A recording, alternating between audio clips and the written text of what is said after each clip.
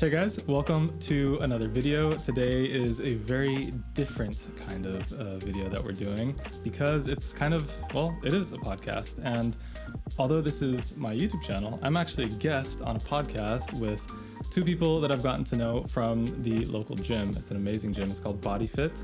And I want to introduce you guys to Amon and Jonas. So, Amon, Jonas, why don't you guys go ahead and introduce yourselves really quick? So my name is Amon, I'm 20 years old, and everybody who knows me knows that I play football in the youth. For the American guys, it's like soccer. And That's true. now my new passion is to make this podcast with Jonas and train in the gym. That's exactly how we know Amon. I'm Jonas. I'm very glad to be here. Very nice to be here, your guest, and also do the podcasting here.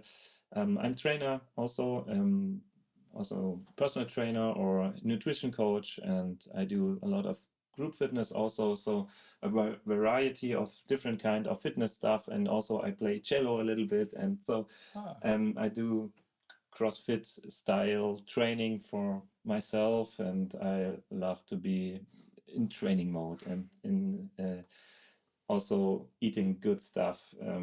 By the way, I feel a little bit I'm hungry, but I had this gear today, so that's fine. Yeah, and today we talk about a lot of topics, and I'm very happy about every kind of information we will filter out or we bring to you today. Me too. And very excited. Well, thank you guys for joining, and yeah, let's jump into it. I'm very glad to be here in your office. It's very nice here, very good equipment here, and a very good atmosphere.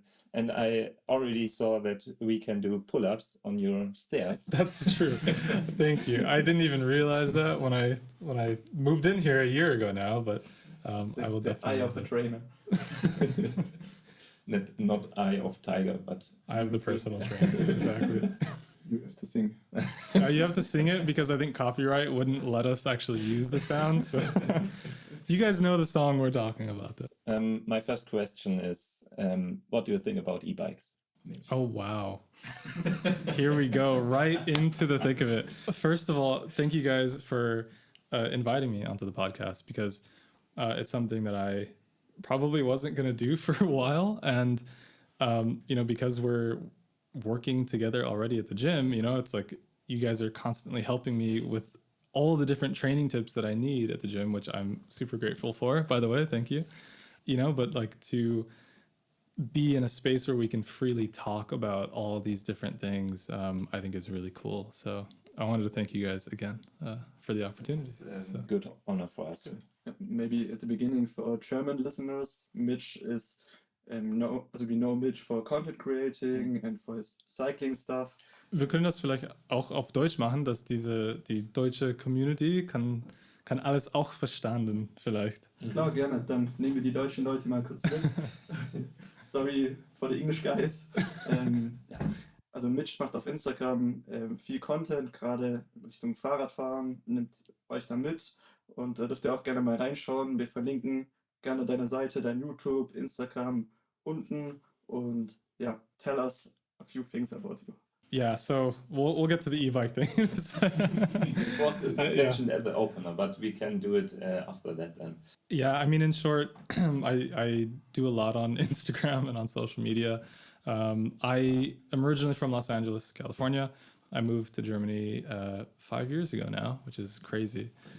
Yeah, it's wild to be here now and go, wait a minute, I had a whole life before then. So I was working in the bike industry, and I told myself, when I go to Germany, I'm going to just restart everything. I'm going to completely rebuild my life from the ground up. And that's what I did. And I based it around cycling, marketing, social media, and then kind of developed it into where I'm at now, which is kind of leading into more consulting and specific content creation for companies. So that's, I guess, the premise of what I do. I've always been an athlete. I was doing track and field in high school and college, loved it. But, just the injuries. There were so many injuries, and I wanted to work, so I said, I'm done. I'm leaving college. I'm gonna leave sports and just start making some paper. Because I wanted to live. I wanted to live life, and that brought me here.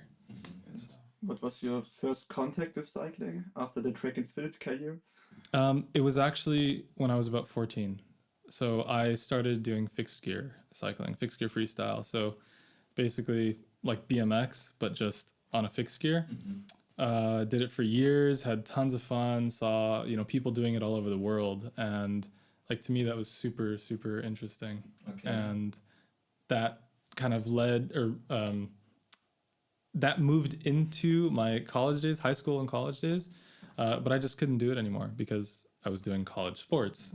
And college sports means if you get injured doing something outside, you're not competing properly. So, And maybe for our audience, so fixed gear, what does it mean? Because we are not so into the cycling theme. Maybe you can explain it. fixed gear. So you have like your road bikes, you have your touring bikes, your normal bikes. Fixed gear bikes have one gear.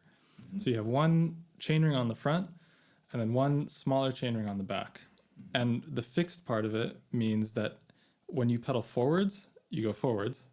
And when you pedal backwards, it'll also go backwards. Okay. So it's literally fixed. It's one chain that goes around the whole group set. That you can drive backwards also if you want. Or... Yeah. Okay. So like those are some of the tricks that we were doing as we were riding backwards and doing all the BMX stuff, but just a little bit differently. And you also have track bikes, which are raced professionally in the Olympics, for example, Paris Olympics 2024. That's going to be very interesting. Okay. Yeah, I think also in the CrossFit world, there's also a lot more of cycling stuff about also track bikes and something. And it's very funny to look at all the athletes with that much muscles, and then they go crazy with bikes. Firsterman? But he don't do CrossFit. He's, I think, only... Track, sprint. Yeah. sprint, Just the track sprint. And you have legs like Like this. massive. It's crazy. I mean, it's remarkable seeing what these guys can do on a bike and in the gym as well. Yes. And what's the fascinating thing about cycling for you? Cycling has so many different aspects to it that make it fascinating. For me, I think it's the fact that I've been able to literally travel across the world into multiple different countries and cities and have different experiences because of riding a bike. So it's, for me, you could say it was my path to freedom, which is a very loaded statement. It's a very very intense thing to say, but cycling takes you away from being in a car. So you're limited. When you're in a car, you have to park somewhere. You have to, there's more, you can go further, right? But being in a car, you're driving faster. You have to pay attention to the road, pay attention to drivers, pedestrians. The fuel, everything. Fuel, all those engine, things. Yeah. Anything can break anytime, and you Exactly. lay down and have to call someone. Which, I mean, it can happen on a bike too, right? You can get a flat tire. You literally have to eat or drink things so that your body is fueled. But when you're riding a bike, you're moving slower, but you're not walking. So you can see more places, and just adventure. And there's so much to it. It's community oriented, you can meet like really cool people. Very interesting. When I was in Australia, I was nearly 1 year. I was there in 2013, I guess. It's 10 years ago. Yeah. Oh my God, I'm so old. And there was a very famous road. I think it called Gib River Road, and it's very famous because there were also cyclists, or with only with their bike and with a backpack, and they had good equipment, and they drove all the day through the road, and then they slept near the road, and the next day they woke up and go on. So it was very interesting to talk to these people. I was with the car there, but it was no good car because it broke then a few kilometers later. But it was a very Bikes over cars, man. very good adventure, and I thought it's very interesting to maybe drive only a bike and be more independent and free, maybe. But I also thought maybe one bike of them was more worth than my Ford Mondeo I drove there. They can get pretty pricey. Now there's a whole, like, there's cycling, there's road bikes, there's professional road bikes, and then there's what you would call a bespoke road bike. I don't know what the German word for bespoke is, but like super custom, high end. Maybe it's even one of one, right?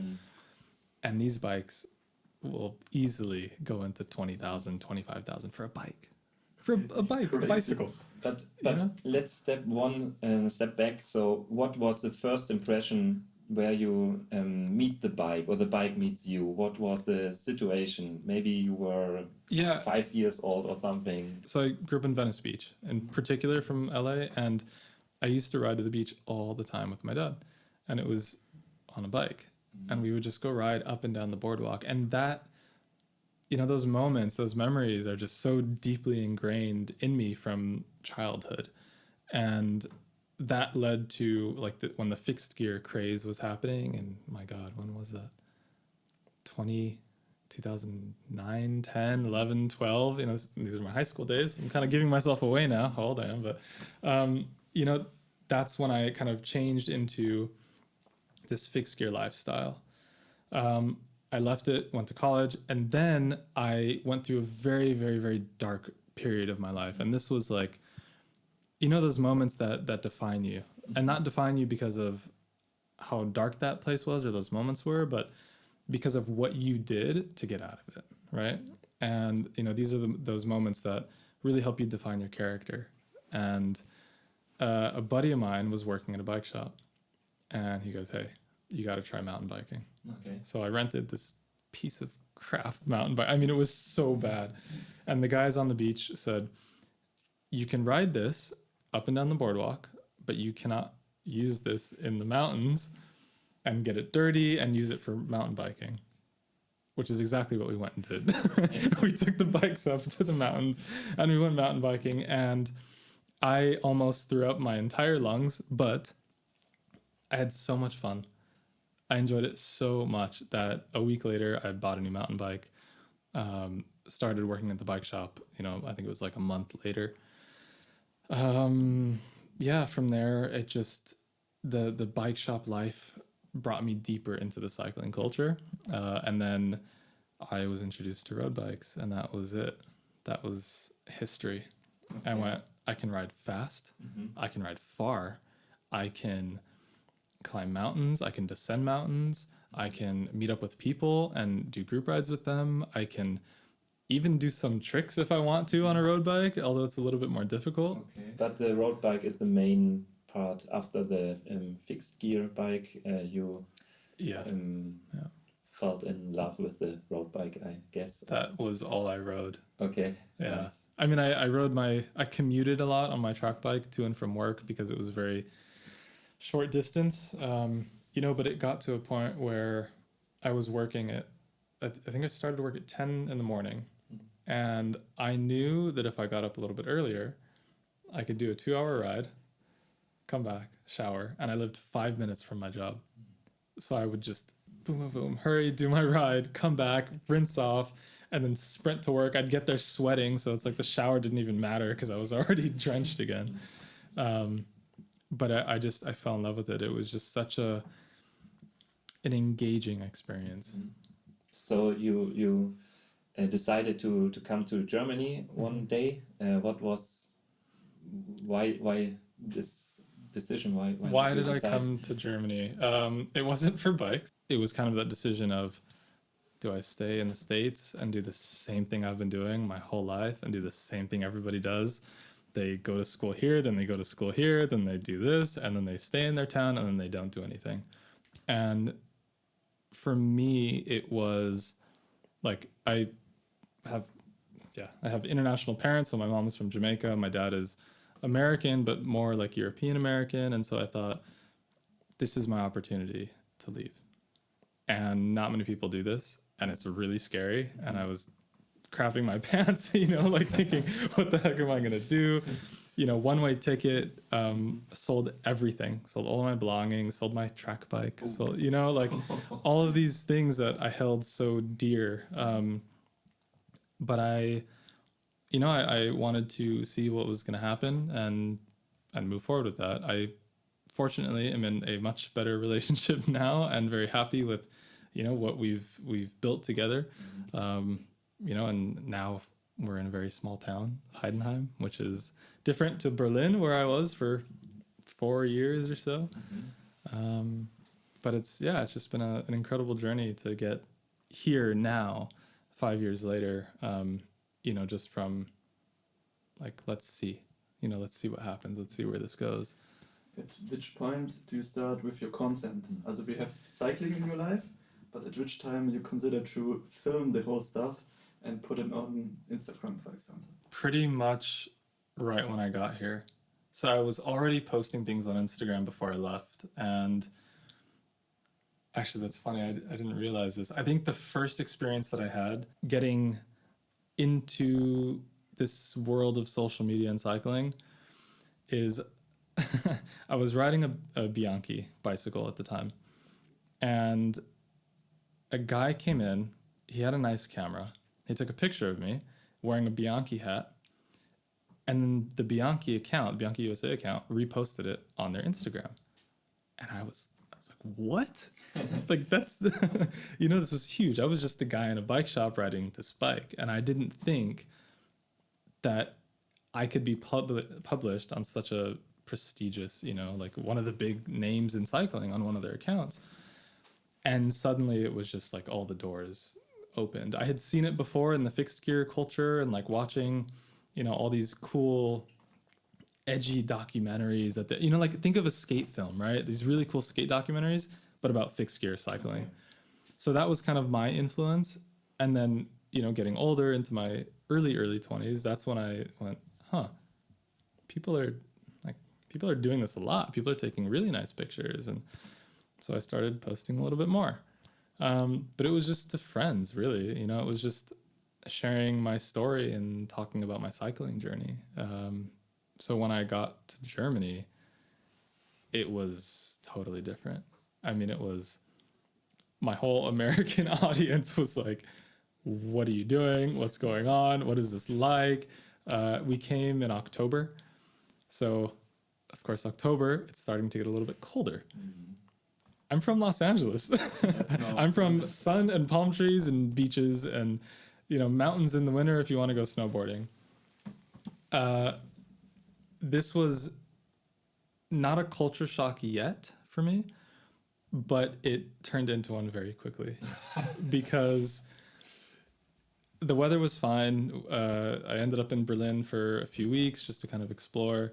And then, again, taking pictures of everything, taking videos, just posting it, sharing this experience. And everything was so new to me. It was just like a little kid going around like, wow, look at this. Oh my God, this building, there's a castle here. What is it? Like there's castles everywhere in Germany. And the language, that was also extremely difficult to really overcome. But that's another story. And so, from there, I just kept posting things, and I got my first official collaboration from this clothing company, and they sent me a lot of cycling kit, and I couldn't believe it. It was probably, I don't know, 1,000 or 2,000 euros worth of cycling kit, and like to me, this was like I made it. It was like I did it. This is incredible.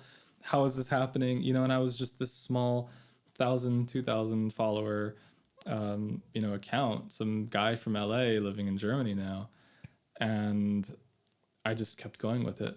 At this point, you think that this is gonna be your work, your full-time job? Or so it's only a hobby at this point? It was a really interesting and difficult time because I was applying for my residency in Germany. I don't know how familiar you are with the process. In Germany, not very familiar. Holy. Yeah.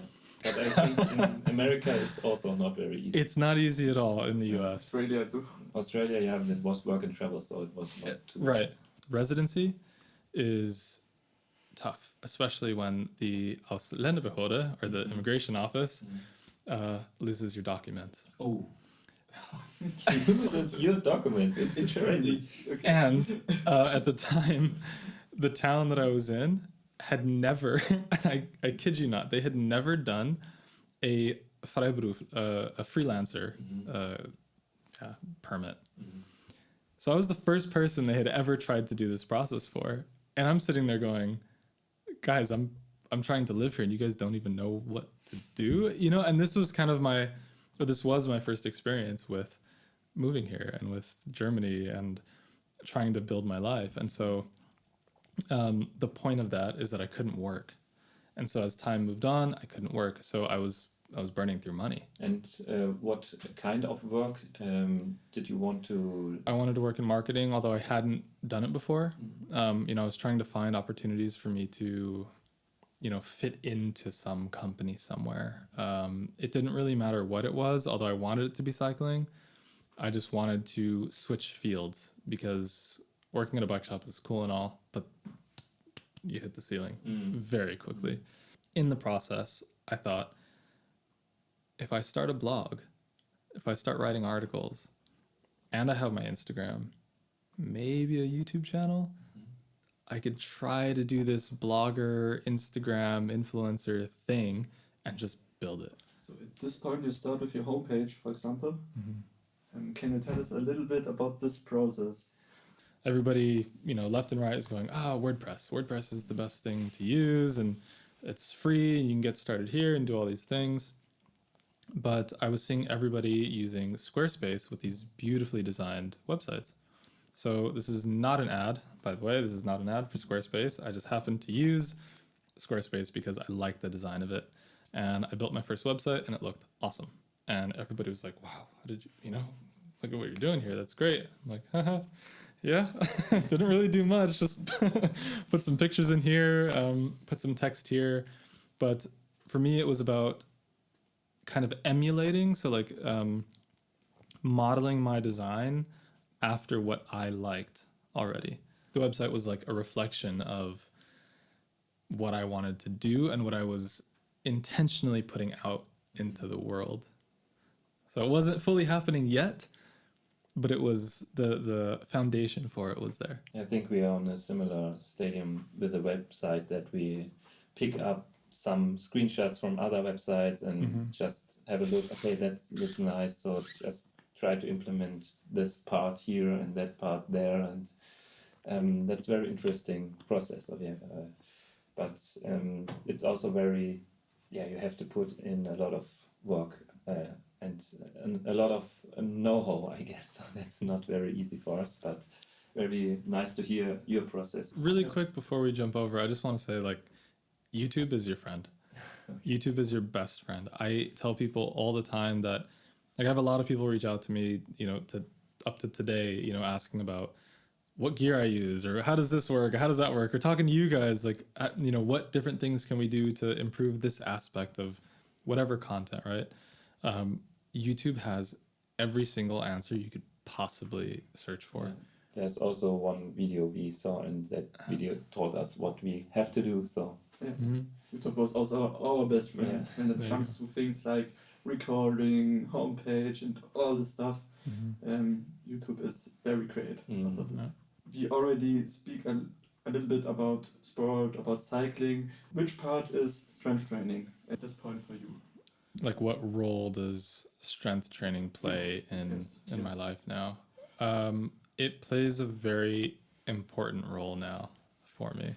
And there's a couple of maybe superficial reasons to that. And there are a couple of very essential, life-changing reasons to that, which I'm sure you guys will both agree with. When I was just dealing with, these more darker places in my life and kind of getting out of them, I had to move back into my parents' place and was living in the same room as my brother.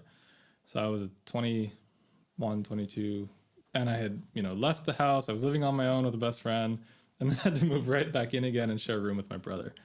And we started going to the gym every day for months.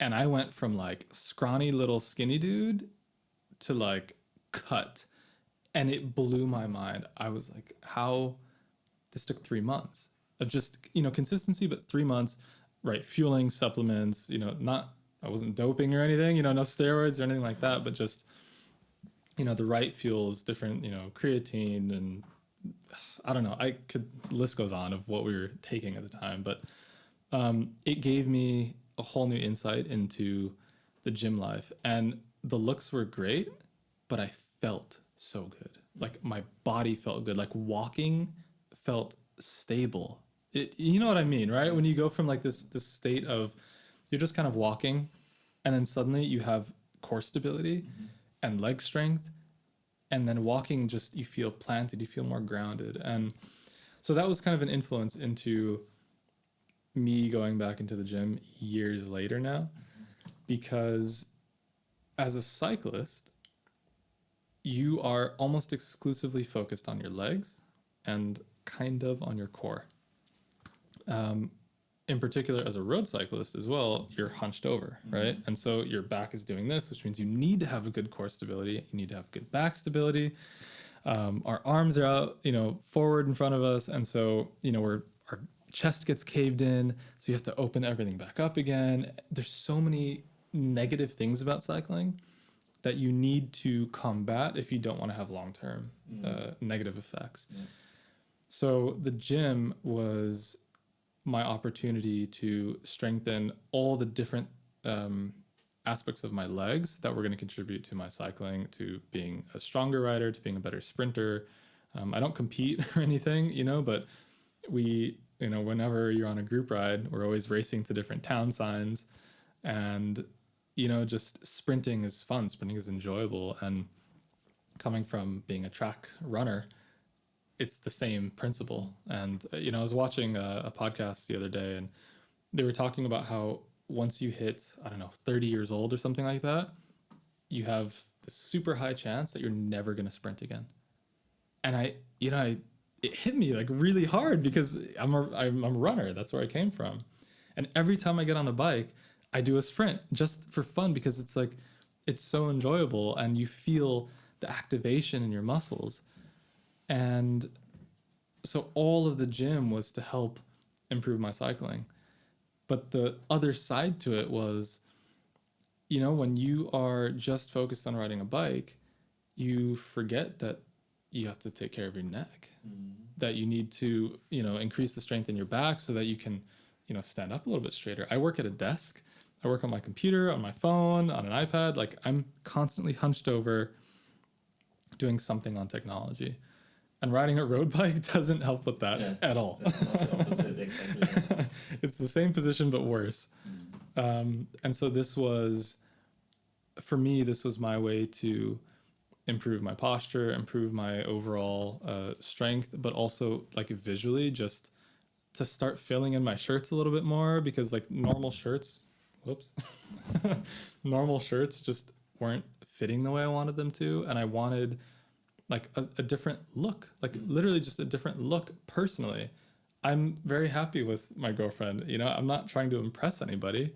It's just that physical strength that for me makes me feel good, picking up a heavy box, for example, and you just have that extra bit of strength, or doing a deadlift. I mean, before we started this, you guys were talking about deadlifts and your friend that just did this crazy amount of weight, and it's like, I see you guys do them in the gym, and I'm going, damn, that's awesome.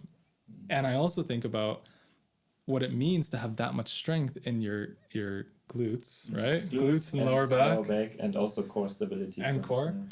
Also, that's very underestimated, because the core stability especially is very, very important for deadlifting or similar lifts like squats or especially for pressing, the shoulder press or military press. Even the neck and the upper back is included, everything. Yeah, and that's exactly what we talk to other people. And it's very, very good to hear that you are so far in this process, and you understood all of these very, very important things. And I think most cyclists, most bikers don't even know about that. points. So it's maybe only my feeling. I don't know. I think they do, but you, it's really funny. I swear, you will have a cyclist that will do a 200-kilometer ride, no problem. I mean, 200 kilometers, that's not easy. 100 kilometers isn't easy either. I mean, that takes 3 hours if you're fast, 4-5 hours if you're just riding at a normal pace. And they will never stretch a day in their life, or they won't touch a gym a day in their life. But you can put them on a bike and they will tear your legs off. If you were to put them in the gym, imagine the level of maybe recovery, flexibility, or average power. I mean, these are, I guess there isn't a way to compare it in the gym, but,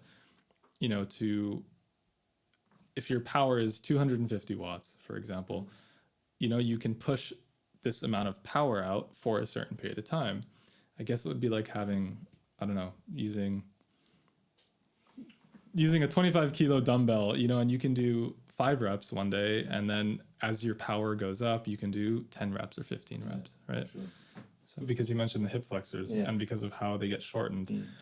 And we didn't get a chance to fully talk about this yet, but one of the last couple times I was in the gym, I talked to Emmanuel because you're busy doing something, and I've been having this problem with my right hip. It's, I don't know what it is, I don't know where it came from, but when I move it in a certain direction, it's this like tension, pain inside the hip. And it's when I kind of move it out and I'm using the hip joint to move it, using the strength from the hip joint. Yes. So this is something that I wanted to actually work with you on in the gym, and I thought it would be a really good bit of content actually for us could be a very, very good content, because there are so many things we can do for this part of the hip, or for the movement, for the variety of movements, I have to say, because the hip is so flexible. Normally you can do a lot of movement there. Normally, but I'm also not the most flexible guy there, but we can do a lot of exercise. The most important difference is between static flexibility movements, or positionings more, and the more with movement, the active mobility exercises. And the newer studies shown us that with movement integrated exercise are more effective for most parts, or most problems versus just static stretching. Because of the brain, because of the mind, because of the connection between mind and muscles, we know nowadays that it's more important to activate all of these movements. Not, for example, if you straighten out one leg and lean down, and then you have a long muscle there inside your leg, but it's not very active. It's only stretched down, passive.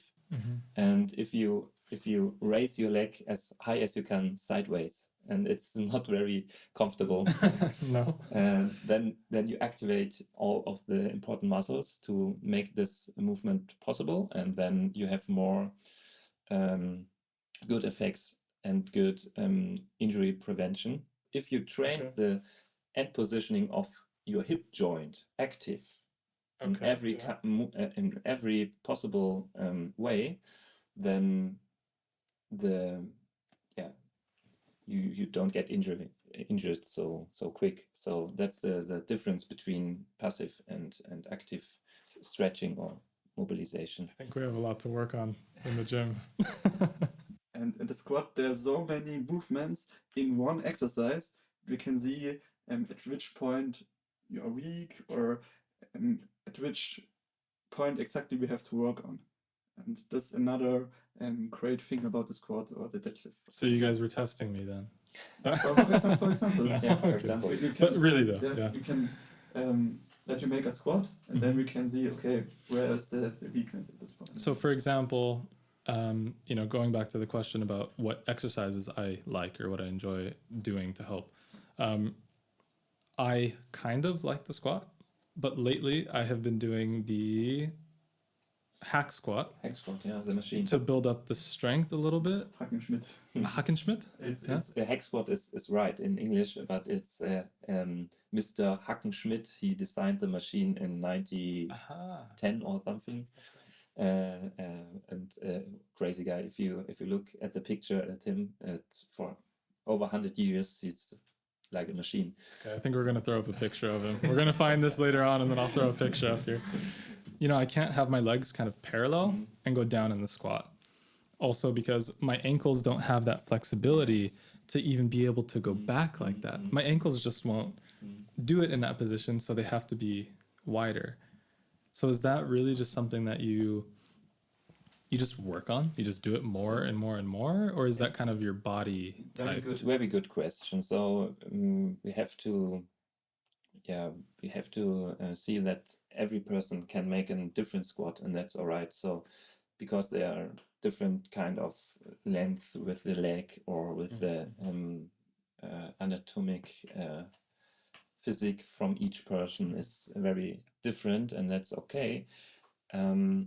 We have to work on some things.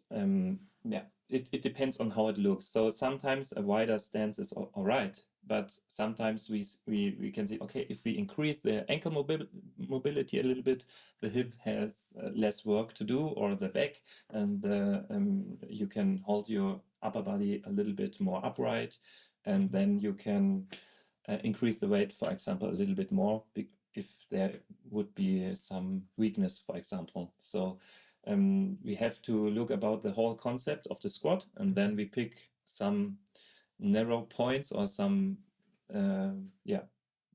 points that are not so good as they should, and then we can work on them. But it's every time it's a little bit different, but with each person. But at the same time, it's not bad to do the hack squat. So you can work on your squat technique, ankle mobility, and all the stuff Jonas described. And at the same time, for the hypertrophy, you can work on hack squat machines. What is hypertrophy for the people that don't know? It's about the muscle, Growing. about the increasing of the muscle size, Yes. muscle growing. That's hypertrophy. And you're using how many different parts of the body when you're doing a squat? Like really focused. Sorry, let me rephrase the question. Which focused parts of the body are you using when you're doing a squat? Because people think, yeah, well, it's your legs, it's your butt. And then when you guys were telling me, no, it's actually all of these things, it was kind of shocking because I didn't realize how much of your body you really have to have stable to do a good squat. So yeah, the squat is a very big movement, and it would be easier to tell you what part, not to move. what muscles are not involved, because there are not many. The whole body has to work as one concept, one machine, one unit, and so there are the parts they will move. So like the glutes and the quads, and that maybe the twos that everybody will know, and then there are all other muscle chains. They have to work together to make it possible that your body stays stable in the squat and not fall down or something. Forwards. Yeah. And so the most underestimated muscle chain, I guess, is the core muscles, because they have to help the back muscles, because everybody think about the straight back, and that's fine, because everyone knows not to bend the back during the squat. It's not good for the spine and for your health with weight on, because it's also different. Without weight it would be no problem. It would be also sometimes very good to do it, but with weight it's very, very, very important to keep the spine neutral, and then you have to activate all of your ventral, your core muscles. And I think it depends also on your hip positioning, because if you turn the hip forward and you press your belly button inwards, for example, if you want to say it in words, then you have a more core stabilization or activation, and then your back gets supported, and this Then we should definitely do like a series or something. I think it would be really awesome actually to do a series. Maybe we're just going to put this out there right now. Another topic is social media. Mm-hmm. Social media is a big part of your work, for example. Also,